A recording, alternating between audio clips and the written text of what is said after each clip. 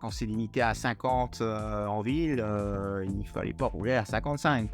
Il faisait tout sur ordi, il imprimait, il découpait, donc c'était aussi un gros travail, surtout que pour lui, découper, c'est pas forcément évident. Il m'a fait découvrir un monde que sans lui, je n'aurais pas connu. Et il nous faisait tout le planning des vacances, toutes les visites. Mais alors d'une manière qui était assez impressionnante. Bonjour, vous écoutez C'est ça aussi l'autisme, le podcast qui parle de différence et de vie de famille. Je suis Pauline Dewez et mon grand frère, il est super et il est autiste.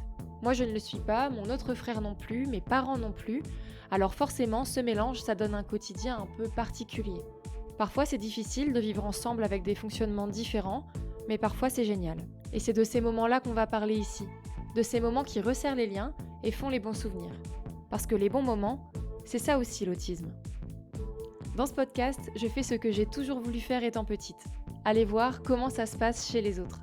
Dans les autres familles où vivent ensemble des autistes et des personnes qui ne le sont pas. Et je vous emmène avec moi. Dans cet épisode, nous allons chez Julien, 24 ans, diagnostiqué à 15 ans. Je lui ai demandé, ainsi qu'à ses parents et à sa sœur, de me raconter une anecdote de famille, de me raconter un moment ordinaire qui, finalement, ne l'était peut-être pas tant que ça. Je m'appelle Sabine, je suis la maman de Célia et Julien. Julien a voulu nous emmener, son père, moi, à un match de foot du RCL que je ne connaissais pas du tout. Moi, je ne suivais que l'équipe de France. Le premier match était en novembre 2015. Je me souviens plus pourquoi, il voulait aller voir un match. Donc on a dit pourquoi pas, enfin je veux dire on n'était pas opposés, bon, on a pris des places une première fois, puis il a voulu y retourner, donc quand on a dit pourquoi pas, et puis de fil en aiguille, moi je me suis prise au jeu comme lui, il regardait les multiplex, et puis il a vu l'ambiance de Lens, et c'est de là où il m'a dit est-ce qu'on n'irait pas à un match.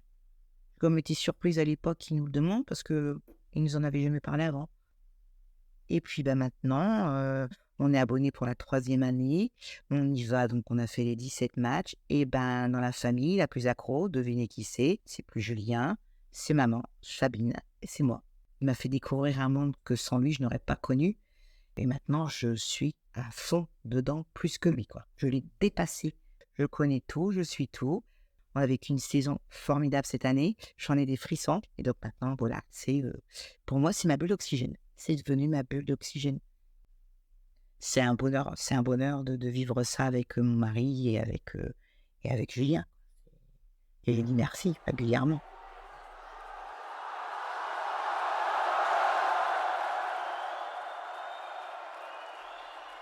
Il a un casque anti-bruit et il a le droit de rentrer avec un casque si on ne demande même pas une autorisation quoi que ce soit. Et il rentre avec son casque anti-bruit, donc il le met de temps en temps. C'est vrai qu'on entend beaucoup moins parce que le bruit le gêne effectivement. Quand il était plus jeune, il y avait moins de monde. C'est vrai que là, 38 000 personnes qui chantent, qui crient, etc. Donc pour lui, effectivement, le bruit est difficilement supportable. Et donc il retire de temps en temps quand c'est plus calme, parce qu'il y a des matchs qui sont plus calmes.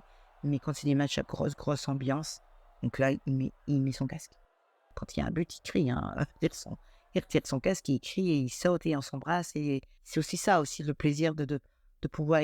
On se serre dans les bras l'un à l'autre, chose que tactile, c'est très compliqué quand il était petit. C'est un avantage que ça a apporté, c'est que là, on a un échange où on rigole, où il m'embête, il me fait des shampoings, il me tire sur mon bonnet. Enfin, des fois, je lui dis, mais laisse-moi, bon sang. Il est très, très... il aime bien s'amuser avec moi, chose qu'on ne fait pas ailleurs. On ne le fait qu'au stade. Je ne suis pas très câline non plus. Et donc, c'est des moments de tendresse qu'on a. C'est de la joie, ce n'est pas de la tendresse. C'est de la joie, ça peut paraître bizarre pour certains, mais c'est du bonheur absolu.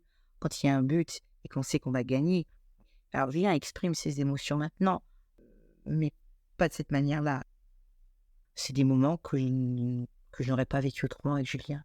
C'est indescriptible, quoi. C'est cet bonheur de le voir heureux aussi, parce qu'il y a ce côté maman qui s'éclate, il doit être content de voir que maman s'éclate, mais moi, il y a ce côté où je le vois content, bon, il râle beaucoup, voilà, ça fait partie de sa personnalité, donc il insulte beaucoup aussi, mais bon, comme tout le monde le fait, on le laisse faire, hein, je te charge, je laisse faire, c'est bon, puis des fois c'est moi qui je m'y mets aussi, donc voilà, donc je dis des grossièretés, c'est pas bien, mais voilà, je suis une autre personne.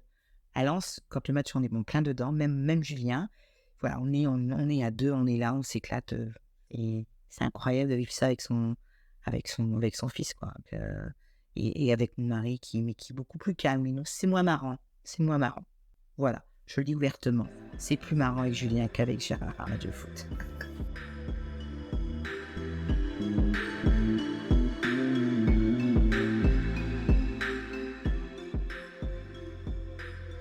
Je suis Gérard, le papa de Julien.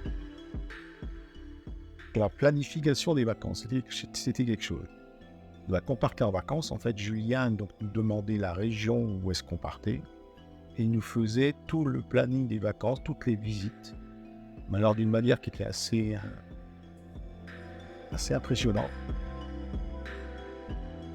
En fait, il allait sur tous les syndicats, le syndicat d'initiative, toutes les mairies, etc. Il allait chercher tous les sites à visiter.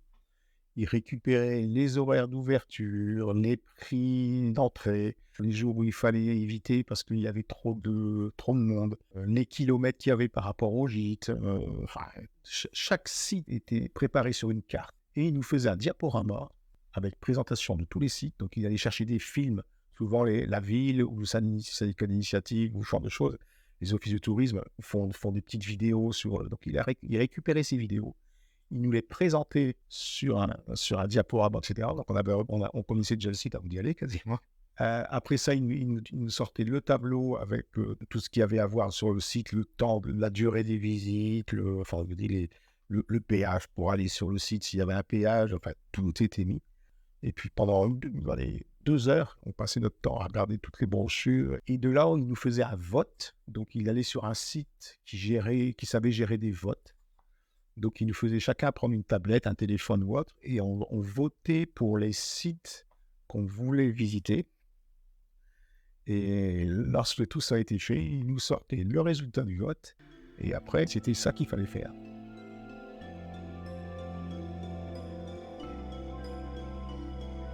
Alors après, il faisait l'itinéraire tous les jours pour essayer d'optimiser en fait les kilomètres. Enfin, c'était assez très volant. Hein. Il a toujours été allé avec le PC, tout le temps. Parce que lui, on va mettre 2 heures, il va mettre 10 minutes, hein, mais ça c'est clair. Et c'était impressionnant. De voir ça, c'était franchement... il allait chercher une vidéo parfois sur France, je crois que c'était France 2, des fois il faisait des reportages le midi sur des villes, comme ça, il allait chercher tous ces reportages-là, et il faisait des montages, France 5, il faisait des fois des documentaires aussi sur les plus beaux villages de France. Plus beaux villages de France, on les a tous vus. Hein. Il avait en plus comme il était collectionneur à l'époque de jetons touristiques, justement de la monnaie de Paris, sur tous les sites comme ça à visiter, il s'arrangeait en même temps pour aller chercher tous ces jetons dans le parcours qu'on devait faire. Ce qui fait que c'était des journées très chargées, mais voilà, c'était bien fait, c'était planifié, et même l'organisation avec le PowerPoint, les vidéos, il faisait ça, voilà, il faisait ça sur son PC, et après il nous présentait ça. Enfin, c'était assez impressionnant de voir le temps qu'il passait là-dessus. Et c'est vrai que quand on partait en vacances, on savait déjà tout ce qu'on allait visiter. Donc après, des fois, il fallait négocier quand parfois il pleuvait. Donc on se disait, non, Julien, on va pas faire ce site-là parce qu'il pleut. Ça n'allait pas. Là, ça devenait perturbant parce c'est un peu un élément de l'autisme, c'est qu'une fois que c'est gravé, que c'est écrit, faut que ça trace tout droit. Donc, dès l'instant où il y avait une petite perturbation due à la météo ou autre chose, là, ça posait problème. Et en fait, je pense qu'il faisait ça un peu pour se protéger parce qu'il n'aimait pas l'inconnu. Ça, derrière, on l'a vu un petit peu après, hein, mais en fait, il n'aimait pas l'inconnu. Donc, en faisant ça, en fait, il se mettait dans un confort. C'est-à-dire il s'était blindé, il avait tout organisé, donc il n'y avait plus d'inconnu. Il y avait quand même quelque chose derrière, à la clé, quoi. C'est que lui, ça lui enlevait l'angoisse de partir dans un endroit qu'on ne connaissait pas, une région qu'on ne connaissait pas, tout était tracé, quoi. Pendant 10 ans, les vacances, c'était... je ne vous planifie plus, c'est vrai qu'on n'avait pas embêté. On arrive le premier jour, on se dit, tiens, on va où? Je ne sais pas, je n'ai pas encore regardé. Enfin bon, parce qu'on s'était habitué à tout ça, en fait. Hein. On s'était habitué à cette planification, mais au cordeau, quoi. C'était vraiment au cordeau. Ce petit côté... j'organise tout, c'est resté. Plus complètement pas mieux. Julien, lui, il prépare tout. Et puis lui, à mon avis, ça l'arrange bien. Et par contre, il ne faut pas qu'il y ait d'imprévu. Là, ça coince.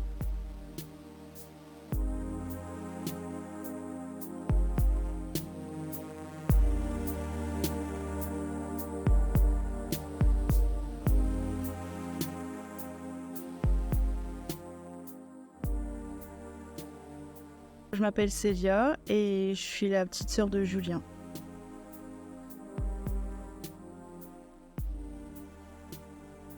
Alors en fait, il aimait beaucoup me créer des jeux ou même des livrets un peu comme les Panini. Donc ça veut dire qu'il créait lui-même un livret, qu'il créait aussi les images. Donc il avait pris sur le thème des dessins animés parce que c'est ce qui me plaisait à l'époque. Donc sur le thème Disney, sur le thème... vraiment, c'était vraiment très, très vaste. Et chaque jour, j'avais le droit à mes images à coller dans mon livret qu'il avait conçu lui-même. Et par moments, je pouvais en avoir plus ou moins. Ça dépendait un peu de la journée en fait. Il a tout conçu lui-même sur son ordinateur. Il reprenait vraiment des images qu'il pouvait trouver sur Internet ou autre. Et il devait en avoir à peu près 150. Il faisait tout sur ordi. Et après, il découpait tout. Et au fur et à mesure, il me donnait les images. Et moi, après, je les collais dans le livret qu'il avait aussi créé pour moi et numéroté, etc. C'était précis, c'était cadré et c'était fait au millimètre. Par exemple, je pouvais en avoir plus si je faisais quelque chose de bien, si j'avais donné un coup de main pour faire quelque chose, ou si j'étais triste pour me consoler, lui me ramenait une image pour me dire bah tiens voilà t'es triste, pleure pas, t'as une image pour compléter. Ou alors aussi je pouvais en avoir moi si je faisais quelque chose entre guillemets de pas bien, donc me disputer pour quelque chose ou être pas forcément sympa avec lui ou même avec mes parents ou autre. Donc c'était un peu une sorte pour lui de punition en fait entre guillemets. J'ai pas souvenir de l'avoir terminé. Parce que forcément 150 images sur un été c'est long. Je me revois surtout, c'est lui réclamer des images par moment. Ça, je sais que je pouvais lui piquer des colères assez virulentes quand je voulais mon image ou que lui-même estimait que non, j'ai pas été sage à ce moment-là, donc je ne mérite pas l'image, donc non, je ne l'aurais pas. Et lui pouvait vraiment être très obtus. S'il estimait que je ne méritais pas l'image, je ne l'aurais pas. Je pouvais faire toutes les colères du monde. Je pouvais aller me plaindre à papa et maman, ça ne servait à rien. L'image, c'est non, tu ne mérites pas, tu ne l'auras pas. Tu l'auras demain si tu es mieux. Donc c'est vrai que c'était aussi des fois un petit peu compliqué. Donc à des moments, c'était aussi un peu conflictuel quand même, le fait d'avoir ce livret, parce que même mes parents, des fois, disaient « Ouais, enfin, t'exagères, tu pourrais quand même lui donner, ça te coûte rien. » Mais lui, il estimait que je méritais pas, donc c'était non. Il y a vraiment des moments où, à force d'avoir pleuré, et mes parents insistaient, voilà, ils cédaient, mais fallait quand même vraiment y aller pour le faire céder. Moi, je devais avoir 6 ou 7 ans, et comme on a 2 ans d'écart, il devait avoir 8 ou 9 ans à ce moment-là. Il avait créé un Monopoly. Je sais qu'on l'a gardé longtemps parce qu'on avait un Monopoly à la base et du coup, on a rangé le sien dans la boîte. Et après, il avait aussi créé un jeu de cartes. Pour moi, c'est un jeu qu'on avait de base en voiture et qui fonctionnait avec des cartes. Et lui, pour prolonger le jeu dans les longs trajets, m'avait créé des cartes en plus. C'est des cartes qu'on a finalement intégrées au jeu de cartes normal. Donc, c'est aussi resté dedans. Peut-être que là, actuellement, elles y sont encore. Je pouvais jouer aux voitures avec lui. Mais il jouait jamais vraiment très longtemps au final. Et comme il avait vraiment ses centres d'intérêt à lui, qui étaient différents des miens, le fait justement d'avoir ces jeux qu'il créait, ça nous rassemblait finalement, ça nous créait des moments ensemble.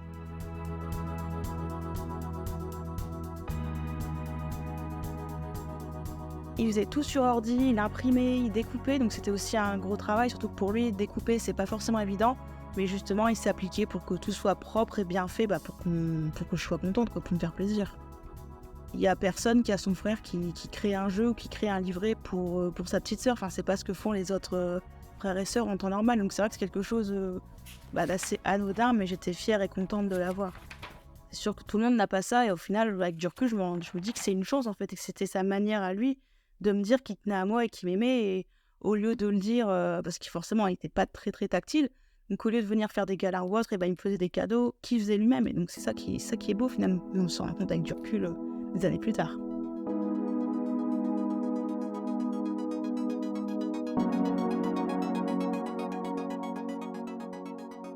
C'est Julien, j'ai 24 ans, je suis l'aîné de la famille.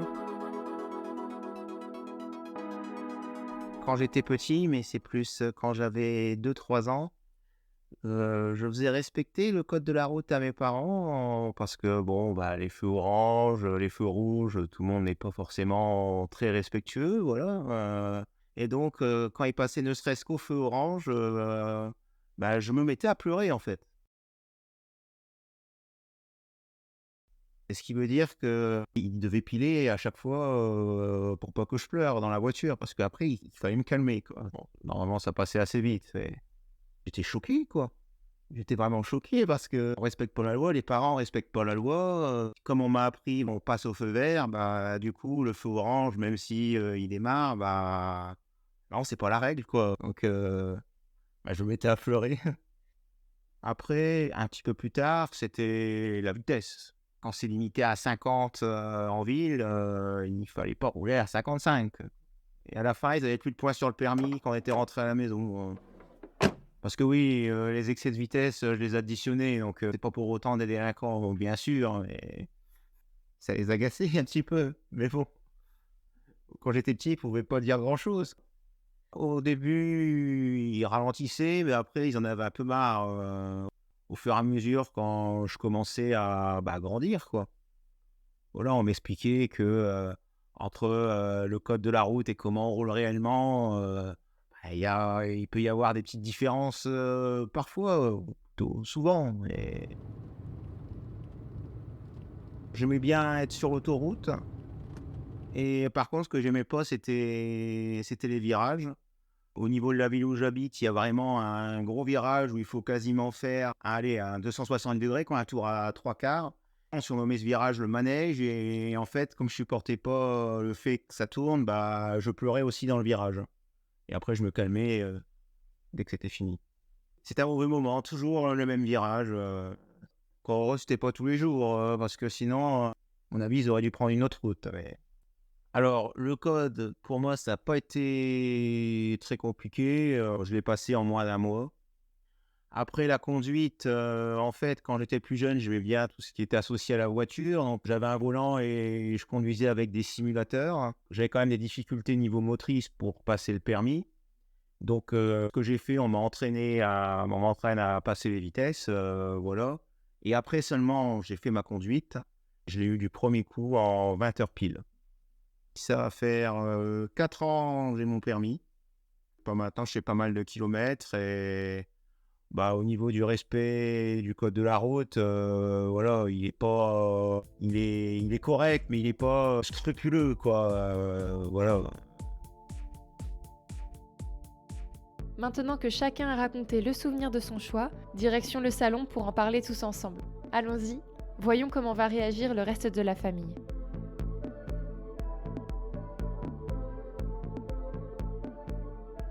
Il n'y avait pas qu'en voiture, d'ailleurs, il y avait aussi à pied. Quand on allait se promener dans la race, on arrivait à un feu, parfois les piétons étaient rouges, mais il n'y avait aucune voiture. Il était hors de question de traverser. Donc ça rejoint le code de la route, mais voilà, c'est vraiment le respect à fond du code de la route, mais à 1 km/h près, quoi. C'était parfois dur à respecter, forcément. Mais on n'a pas eu d'amende, hein. On ne criait pas les feux, on ne roulait pas trop vite. Enfin, à 91, c'était trop vite, 89, c'était pas assez vite, donc il était à 90. Mais c'est vrai qu'il nous faisait remarquer, il avait 2 ans et demi, 3 ans. Je n'ai pas dit qu'il y a une crise, mais il se mettait en colère, quoi. Il était, tu roules trop vite. Ça a bien changé depuis. Depuis qu'il conduit, ça a bien changé. Il y avait aussi le fait que nous, on était à l'avant, lui était à l'arrière, donc nous, parfois, on passait au vert, mais lui, il voyait orange. Parce que forcément, il y avait un petit temps de retard sur nous. Ah, je sais pas à ce niveau-là non plus. Ah, ça, des fois, ça partait, ça partait quand même. Mais ça s'est assoupli avec le temps. Et puis, ça finira à dire, bon, papa, tu roules plus vite maintenant. Ça s'est inversé. Maintenant, c'est t'accélères. Aussi, tu roules plus lentement maintenant. Avec l'âge, je pense. Pas du tout.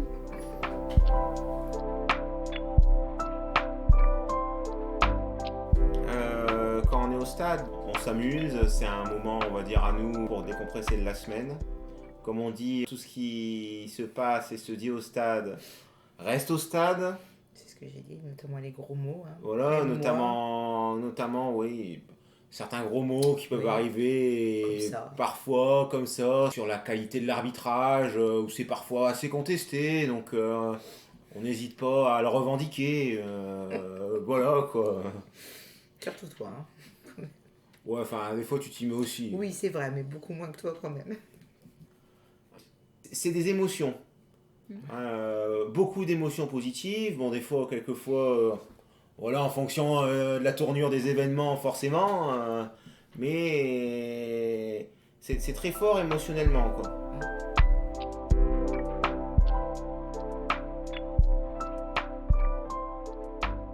Quand j'avais j'avais à partir, on va dire, d'une dizaine d'années, c'est vrai que à chaque fois qu'on partait en vacances, je savais ce qu'il y avait à visiter, je faisais des réunions pour savoir ce qu'on allait visiter, et limite le planning était fait d'avance, quoi. Des vacances à la militaire, hein, un peu.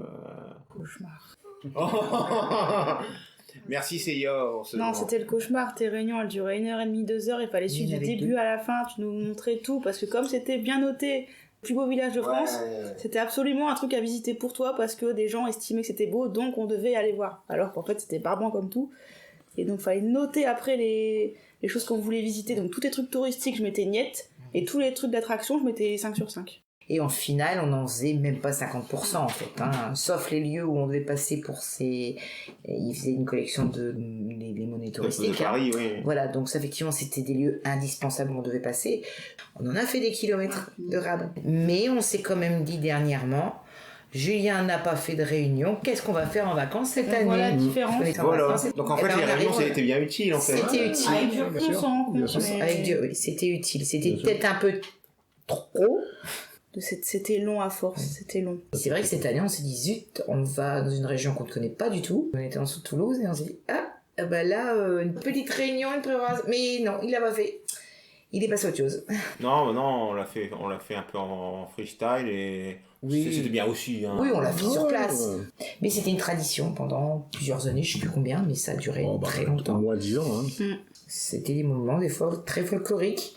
C'était long, mais c'était intéressant. Même pour Barcelone, ce que t'as organisé, c'est vrai que c'était bien. C'était vraiment un voyage clé en main finalement. Donc j'avais plus qu'à me laisser porter par toi et il avait tout préparé en avance, le métro à prendre, la Sagrada Familia de réserver. Donc et c'est quand je me dis en fait qu'il est pas là, qu'il faut que je gère mes propres voyages, que je me rends compte que bah mince, faut que j'y mette et c'est pas facile à faire du tout en fait.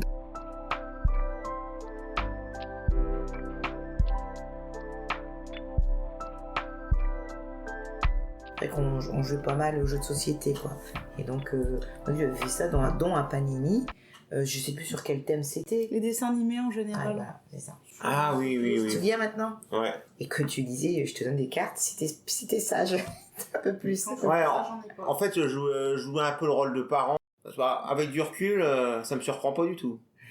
Je me souvenais plus de l'anecdote, mais ouais. Et je me souviens des enveloppes où il en mettait un certain nombre en fonction aussi si ça avait été sympa ou pas, il en retirait ou pas. Ou il en rajoutait. Ouais, tout à fait. Ça me prenait pas tant de temps que ça. J'ai dit, à 2 ans, je sais plus comment il s'appelait, le clavier qu'on rajoutait au-dessus, tu sais? Oyo. Oyo. C'était Oyo. Et à 2 ans, il jouait à ça, quoi. Il passait appuyé sur des touches et tout. La souris, bah, il a maîtrisé la souris tout de suite, quoi. Qui est pas chose facile, quand même, utiliser une souris. Et ça, à 2 ans, il maîtrisait la souris nickel, quoi. Donc,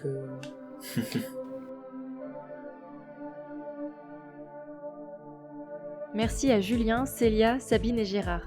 On se retrouve dans 2 semaines pour un nouvel épisode de C'est ça aussi l'autisme. D'ici là, n'hésitez pas à partager cet épisode autour de vous et à me laisser des étoiles sur votre application de podcast. À bientôt et merci pour votre écoute.